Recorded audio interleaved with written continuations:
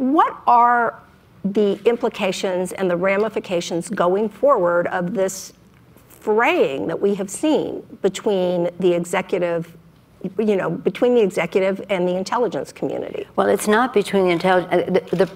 What is happening now is a massive politicization of intelligence, and we have to protect the intelligence community from that. What is happening right now is that the chairman, let me put this in context. Yes, I have served longer than anybody in history, and I don't know if anybody will ever catch up to me because I started in the early 90s as a member. Then I had the ranking position. I'm so proud of Adam Schiff, and isn't he doing a beautiful job in his role? Eric Swalwell is here, another member of our committee. But, and I'm very proud of all of our members. The speaker and the leader have the privilege and the responsibility to deputize, to name who is on the Intelligence Committee. It's not a question of the Steering and Policy Committee making proposals to the caucus and people run and vote. It is a personal appointment. The chairman, the ranking member, speaker, the leader, as well as the members of the committee. And I think we have tried over the years to honor the fact that this is about our security. In the old days when I was there at first, it was mostly about force protection. It still is, how to protect our forces to avoid conflict, but when we go in to make sure that then all kinds of multinational issues emerge, and of course terrorism. But this is really seriously a serious responsibility. And the speaker has appointed somebody who is totally irresponsible, politicizing the process, and really it should not be happening. For example, right now, he's talking about releasing a document that is predicated on another document that was put together on the basis of total misrepresentations. It's like the wrap-up smear.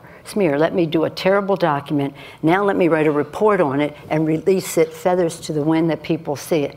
Now, as you said, I have seen most of the underlying documents of all this. I can tell you that the memo that they reference is a misrepresentation. This is the Steele dossier. Well, it's not the Steele. Well, I can't say what's in it, but I can't talk about what's in it. I'm just saying of the underlying documents that I have seen, this document that their staff, the Republican staff alone, and you usually do things in bipartisan way, they put together is false, misleading, misrepresenting, and now they're doing a memo on top of it. And so it's like the wrap-up smear. This is bad. Now we're going to tell you about it, and now we're going to release it, which is highly unusual.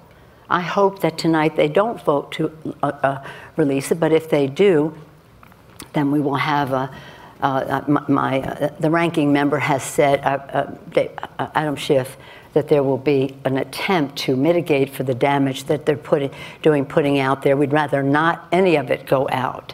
But that the president has said, do you think he's read the underlying documents, or even the memo, or the memo on the memo, that they're going to put that out? I mean, really, this is about our national security. This is about protecting sources and methods.